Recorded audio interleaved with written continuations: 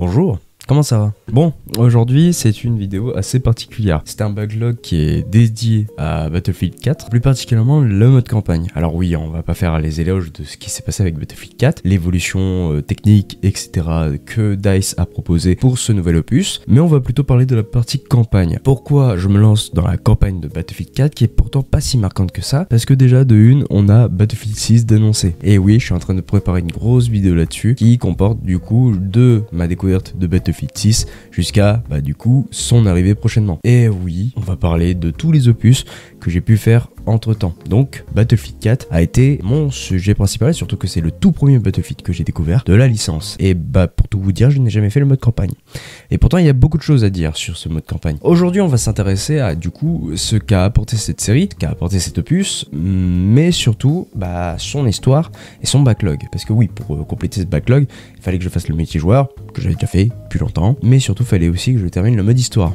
Et donc du coup c'est ce que j'ai fait aujourd'hui. Du coup pour patienter la sortie de Battlefield 6, aujourd'hui on va s'intéresser à Battlefield 4 et plus précisément son mode campagne. Bonjour à tous. Déjà on va partir du principe qu'on connaît tous déjà de Battlefield 4. Battlefield 4 c'est un FPS classique, mais ce qui différencie un peu on va dire Battlefield des autres de type Call of Duty, c'est le système de 4 jobs. C'est les systèmes qu'on peut retrouver dans Battlefield jusqu'à l'avant-dernier opus, même si bon au fil des mises à jour 2042 propose ce système de job. Donc c'est assaut, ingénieur, médecin, et ce système de job fournit de détails là-dessus, et je dois dire que ça c'est pas mal concrétisé depuis le 4ème opus. Pour rappel, Battlefield 4 est sorti aux alentours de 2014-2015 et était très proche de Battlefield 3. Il reprenait certains détails de l'épisode précédent, mais l'a juste peaufiné et a apporté avec lui l'évolution, qui est un système, au lieu d'avoir des pixels dans le détail, on a ce qu'on appelle des voxels. Les voxels, c'est un peu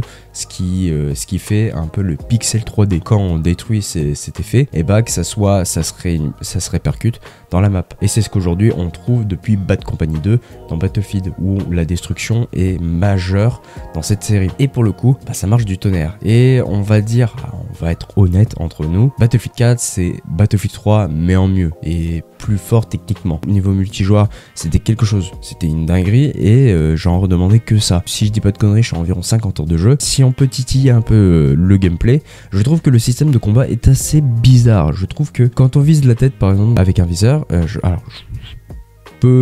peux être nul, je peux le dire, j'ai joué sur manette, ça visait pas automatiquement la tête, c'était juste fallait prendre un cran au-dessus pour pouvoir viser correctement la tête, et ça fallait prendre la main au début, mais ça va, on s'y fait.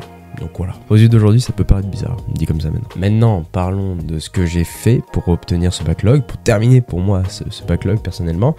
C'est son mode histoire. On incarne Wrecker qui fait partie des Marines, qui du coup Alain Simplement fait partie du groupe Tombstone, qui a pour but de détruire l'intérieur et l'influence d'un haut responsable nommé Chang. Et on sera accompagné de 3 personnages iconiques en grande majorité, de Irish, de Pac ou de Hana. Donc ouais, là-dessus ça se passe bien, il y a des belles mises en scène, et là-dessus je trouve que techniquement ça pas trop mal vieilli, même si bon il y a certains trucs où ça a un peu mal vieilli là-dessus, mais ça j'en veux pas vraiment, parce que honnêtement ça propose une bonne campagne. On comptait vraiment 5-6 heures de campagne là-dessus, ça vous permet de mettre un peu l'eau à la bouche, parce que c'est vraiment je vois vraiment les modes campagne de Battlefield comme une sorte d'introduction à tout type d'armes. Genre tu veux essayer les tanks, tu peux essayer les tanks à partir du mode campagne, mais sinon au niveau du scénario, ça va, ça casse pas 3 pattes à un canard, ça pue le patriotisme à plein nez.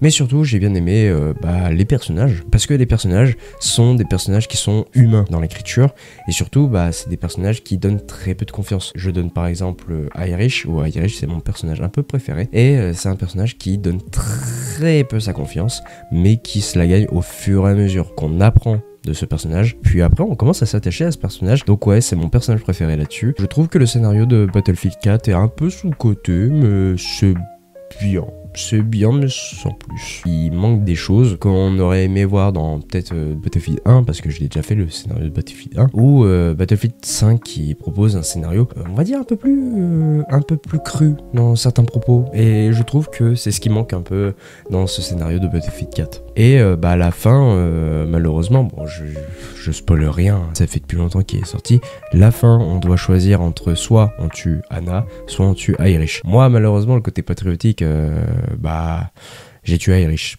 mon personnage préféré. Je voulais qu'en fait il meure comme un héros et bah du coup j'ai réalisé son souhait qu'il soit un héros jusqu'à la fin. Et ouais, ça m'a brisé un peu le cœur du fait que j'ai un peu tué le personnage préféré, mon personnage préféré.